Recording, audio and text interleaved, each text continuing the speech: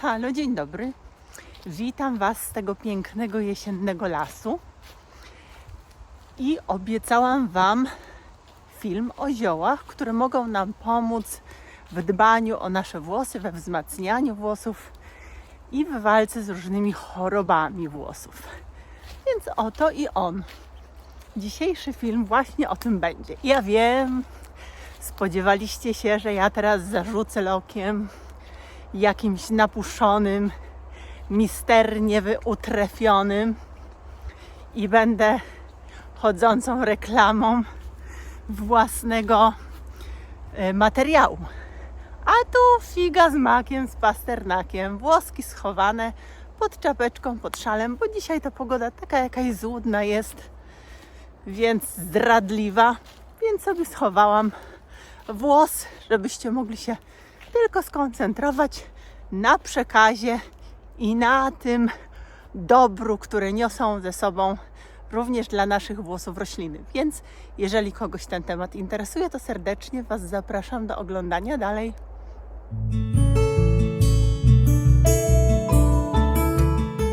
Na początek powiem Wam trochę informacji takich podstawowych o włosach.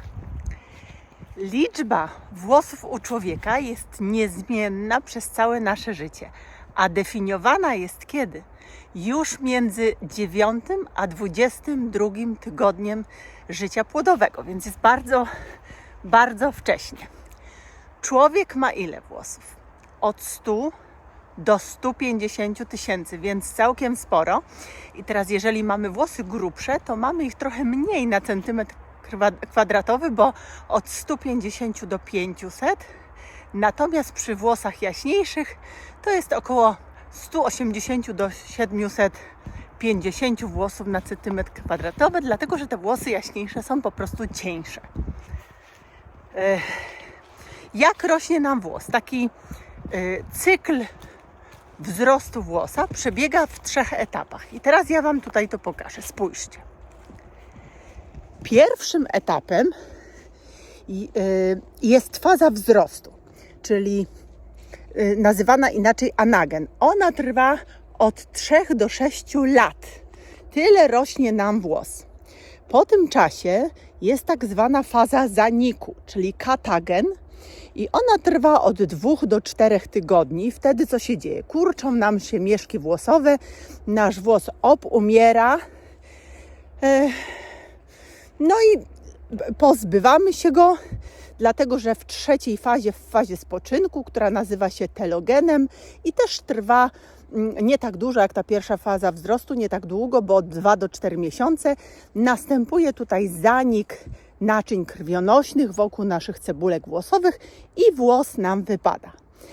Ale cebulka włosowa ma taką cudowną zdolność, że po tym czasie ona się nam po prostu odradza i wszystko zaczyna się od początku. Także takich cykli w życiu człowieka jest 20 do 30. Czy włosy nam wypadają i czy to jest normalne? Tak, normalne jest to, że wypada nam od 60 do 80 włosów dziennie. Tak, to jest taka norma, która nie powinna nikogo smucić czy niepokoić. I najwięcej włosów wypada nam wiosną i jesienią. Czyli jak teraz Wam te włosy tak wypadają bardziej niż latem, to też nie ma powodu do niepokoju, bo to jest zjawisko całkiem normalne. Natomiast czasami te włosy wypadają nam ponad miarę. Jeżeli wypadnie nam przez kilka tygodni więcej niż 100 włosów dziennie, to możemy tutaj mówić o łysieniu. To łysienie jest uciążliwe, zwłaszcza dla kobiet, dla których włosy są takim atrybutem urody. Więc zawsze kobiety niepokoi, jeżeli coś się z włosami dzieje. A jakie mogą być przyczyny tego stanu rzeczy? Już Wam mówię. Mnie nie dziwi to i Was, jak znacie moje filmy i mój przekaz, też nie powinno dziwić, że jednak na pierwszym miejscu, czyli jedną z tych głównych przyczyn wypadania włosów, wymienia się stres. Stres, który według mnie jest przyczyną prawie wszystkich, jeżeli nie wszystkich, bo w mniejszym lub większym stopniu ja uważam, że jest przyczyną wszystkich chorób, na które cierpi nasz organizm. Więc również i wypadania włosów. Wy doskonale to wiecie, bo przecież mieliście pewnie nieraz takie sytuacje stresowe w życiu i wtedy gdzieś to na kondycji waszych włosów się też odbiło. Ale przyczyną wypadania włosów mogą być też różnego rodzaju choroby. I to od cukrzycy począwszy, przez choroby autoimmunologiczne, w tym choroby tarczycy itd. Również takie choroby jak na przykład infekcje wszelkiego rodzaju też mogą nasze włosy osłabiać. Ogólne osłabienie organizmu też może wpływać na kondycję naszego włosa. Odpowiednia dieta, czy właśnie nieodpowiednia dieta może też przyczynić się do tego, że nasze włosy są słabsze. Czyli jak nie mamy tych składników budulcowych, składników pokarmowych, o których zaraz powiem, też mogą nasze włosy cierpieć. U kobiet okres... Poczekajcie, bo patrzę, gdzie ten dolarek sobie tam idzie. Dolciu! Ty chodź tutaj do mnie! No, dalej. Zaraz wam go pokażę, czekajcie. Widzicie, gdzie on tam poszedł? Chodź tutaj szybko! Widzicie? On korzysta z okazji, jak ja do was mówię tutaj, i on się wypuszcza w długą. Pies na gigancie. I ja dlatego muszę mieć tutaj czujne na niego oko. Chodź, bo muszę nagrywać dalej. O czym mówiłam? Tak, u kobiet okres menopauzalny po porodzie, no przecież wiemy, jak to jest po porodzie, że te włosy są też osłabione. Stosowanie niektórych leków też może nam sprzyjać wypadaniu włosów. No i choroby skóry, które mamy z łuszczycą włącznie, też się do tego przyczyniają, nie mówiąc już o tych niewłaściwie przeprowadzanych zabiegach kosmetycznych, no bo to jakby rozumie się samo przez się. Mówiąc o składnikach, których nasze włosy potrzebują, a które my dostarczać możemy w diecie naszym włosom i całemu naszemu organizmowi, mam na myśli takie składniki przede wszystkim jak. Zacznijmy od witamin. I to są witaminy najróżniejsze, bo to jest witamina A, witaminy z grupy B, C, E, H, D. Naprawdę wszystkie witaminy tutaj są nie bez znaczenia dla kondycji naszego włosa. Są też makro i mikroelementy. O makro i mikroelementach jest film na kanale, zerknijcie, czym się różnią. Generalnie mikroelementy to są te, których spożycie dzienne nie powinno przekraczać 100 mg, a makroelementy te, których spożycie dzienne powinno być ponad 100 mg. Co jeszcze? Jeszcze należy spożywać nienasycone kwasy tłuszczowe, należy spożywać antyooksydanty, ja tu patrzę tak pod nogi, żebym się nie obaliła, jak mówiła moja babcia, bo tu gałęzie są, ja tu do was a tutaj będzie pach i sensacja na kanale to ci ziółko, bo zaryję nosem w piach. No ale dobra. Co jeszcze? Aminokwasy siarkowe i lecytyny.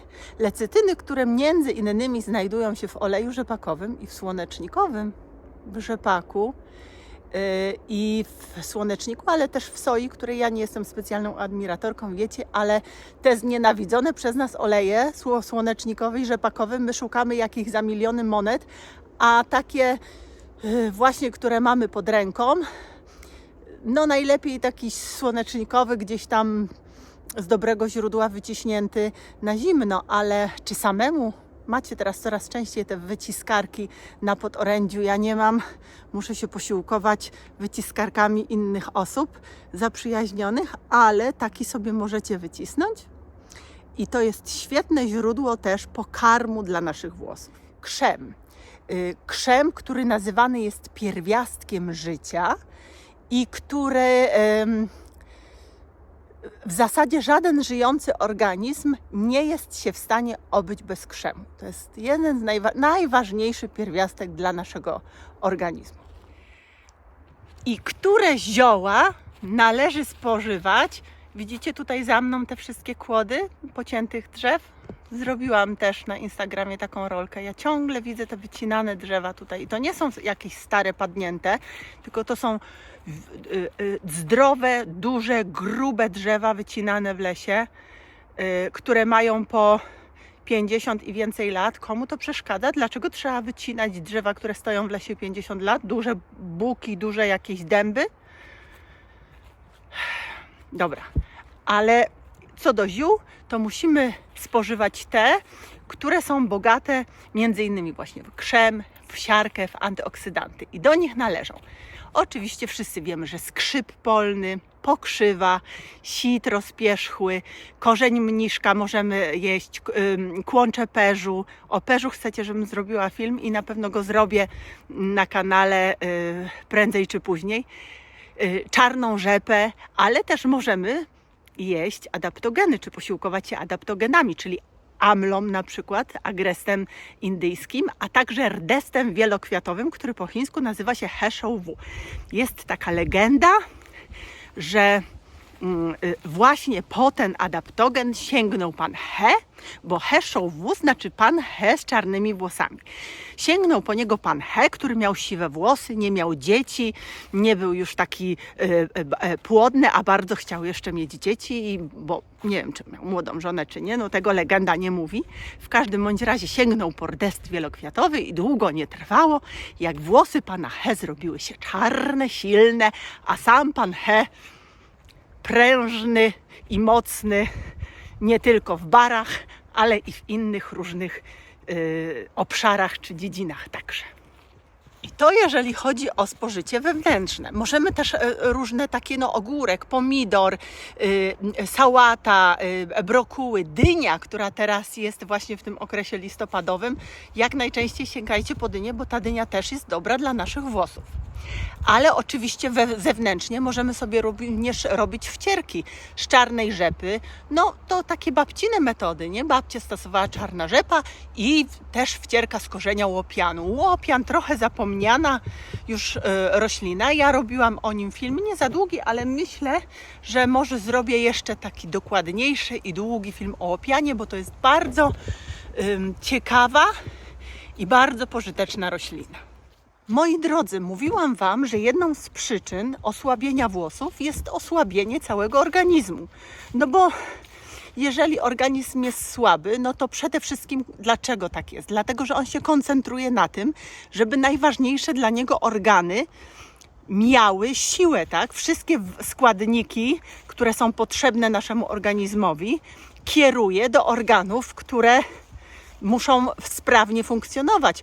No włosy są gdzieś na szarym końcu. To podobnie tak jak kortyzol, o którym Wam mówiłam, że nie jest naszym wrogiem do końca, dlatego że rolą kortyzolu jest ochrona serca i ochrona mózgu w czasie, kiedy my mamy właśnie duży stres i kiedy zagrożony jest nasz organizm. I kortyzol koncentruje się na mózgu i sercu, bo to są organy, które muszą przeżyć. Bez mózgu, bez serca my nie przeżyjemy. Jeżeli zachoruje nam wątroba, nerki, no to gdzieś tam jeszcze pociągniemy, mówiąc kolokwialnie. I kortyzol tak myśli. On myśli, ja się skoncentruję na mózgu, sercu, one muszą przeżyć, a jak one przeżyją, no to zaczniemy odbudowywać resztę domu, tak? Czyli wszystkie inne organy. I dzięki kortyzolowi właśnie my paradoksalnie przeżywamy. No i tak samo jest z włosami. Jeżeli organizm musi się bronić, no to ostatnią rzeczą, o którą zadba, to są nasze włosy. Ale żeby wzmocnić nasz organizm, możemy stosować czy posiłkować się również taką mieszanką. Przygotowałam tutaj dla Was ją, proszę bardzo, zobaczcie. To jest mieszanka, która składa się z owoców dzikiej róży. Dzika róża teraz jest, wiecie, że ja ją uwielbiam, niezastąpiona. Bierzemy 100 gramów dzikiej róży, głuk też macie już na pewno pozbierany, 100 gramów, liść pokrzywy 50 gramów, kwiat lipy 50 gramów, kwiat słonecznika 50 gramów i ziele macierzanki 50 gramów. I jak to zazwyczaj bywa w przypadku takich mieszanek, łyżkę czubatą zmieszanych ziół zalewamy szklanką wody, zaparzamy. My możemy sobie to robić w termosie, bo wtedy ta temperatura jednak tak bardziej trzyma. I pijemy 3 do 4 szklanek dziennie, właśnie w celu wzmocnienia organizmu, a tym samym wzmocnienia naszych włosów. O, zobaczcie. Widzicie drzewka? Jeśli chodzi o to łysienie, to my mamy też różne rodzaje. Mamy androgenowe, czyli związane z gospodarką hormonalną, dotyczy głównie mężczyzn, to wiemy, tak? Mamy plackowate, którego przyczyną są uwarunkowania genetyczne, choroby autoimmunologiczne. I mamy tak zwane łysienie telogenowe, czyli łysienie, które do końca jeszcze nie ma poznanych przyczyn, natomiast polega na tym, że okresowo nam wypadają włosy. Po prostu pozbywamy się, czy słabną te włosy, no i potem rosną w siłę, ale generalnie okresowo gdzieś tam mamy kłopoty z włosami. I oprócz tych ziół, o których przed chwilą mówiłam, możemy też oczywiście się innymi posiłkować. Możemy się posiłkować kłączem ruszczyka, palmą sabalową, zwłaszcza tutaj panowie, nie tylko na włosy, ale też na prostatę, pamiętajcie, świetny składnik. Wyciągiem z karczocha, sokiem z brzozy, sokiem z mniszka, sokiem z rokitnika, tak niedocenianego u nas produktu fitoterapeutycznego. Ten rokitnik naprawdę jest świetny i zarówno olej z rokitnika, jak i taki sok z rokitnika, który sobie zrobicie, naprawdę bardzo, zwłaszcza, że rokitnik ma tę przewagę nad dziką różą, że znowu nie wiadomo jak, ale w rokitniku nawet podczas obróbki cieplnej zostają bardzo duże ilości witaminy C, czego nie ma w dzikiej róży, bo w dzikiej róży po obróbce cieplnej tej witaminy C już po prostu nie ma i dlatego musimy ją suszyć tą metodą, o której już wiele razy mówiłam. Patrzcie, jakie tu piękne jest za mną. Jesień uwielbiam, moja ukochana pora roku. Także sięgajcie po rokitnik. Oprócz stosowania wewnętrznego, to już mówiłam o tych wcierkach z czarnej rzepy i z łopianu, ale możemy sobie jeszcze zrobić taką właśnie wcierkę do włosów samodzielnie i w tym celu bierzemy, proszę zobaczcie, liść pokrzywy 100 gramów, kwiat nagietka 50 gramów i liść brzozy 50 gramów. I co musimy zrobić? Musimy zalać to 3/4 litra wódki, takiej 40% może być, albo 60, wiecie, że ja bardziej lubię te wyższe stężenia. Nie wszędzie, bo akurat przy amanicie lepsza jest jednak mimo wszystko wódka. Dlaczego? Dlatego, że te związki czynne są słabo rozpuszczalne w etanolu, dobrze rozpuszczalne w wodzie, więc jak jest takie mniejsze stężenie, to ona tam bardziej działa, ale to tak na marginesie Wam powiem. Natomiast tu zalewamy to wódką, czekamy 14 dni i potem nacieramy co drugi dzień przez miesiąc. Także po umyciu głowy należy wetrzeć tę wcierkę, poczekać 20 minut i spłukać letnią wodą. I to nam na pewno też pomoże. Oprócz tego, że włosy nam mogą wypadać, no to włosy nam siwieją, to wiemy. I teraz tego siwienia, moi kochani, to siwienie ma różne przyczyny, bo są przyczyny genetyczne. Niektórym siwieją włosy wcześniej, innym siwieją później. Niektórzy rodzą się już. Mój brat cioteczny urodził się w ogóle z takim pasemkiem siwych włosów tutaj z przodu, na który podrywał potem wszystkie dziewczyny przez całe życie, bo to było takie atrakcyjne. Ale no tak to jest. Ale oprócz tego oczywiście stres też ma wpływ na siwienie włosów. Znam takie przypadki, kiedy osoby po stracie dziecka dosłownie posiwiały w jeden dzień. Słuchajcie, naprawdę. Znam taki przypadek w mojej rodzinie, dalszej trochę, ale tak było. Co jeszcze? Anemia, nadczynność tarczycy. Bardzo często siwiejemy wcześniej, jeżeli mamy nadczynność tarczycy. To pamiętajcie o tym.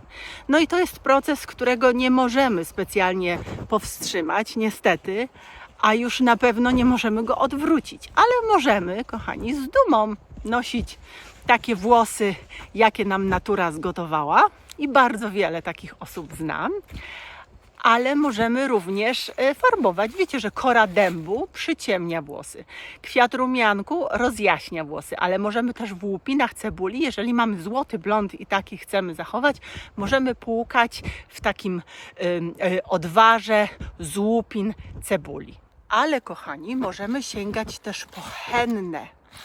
henna, która pozyskiwana jest, taka substancja, która jest pozyskiwana z liścia, prawdziwa, tak? Z liści i pędów rośliny, która nazywa się Lawsonia bezbronna i która jest, nie tylko nam farbuje włosy, ale też nam te włosy odżywia, dlatego że jest bogata w składniki mineralne, w nienasycone kwasy tłuszczowe, w witaminy, super jest do naszych włosów.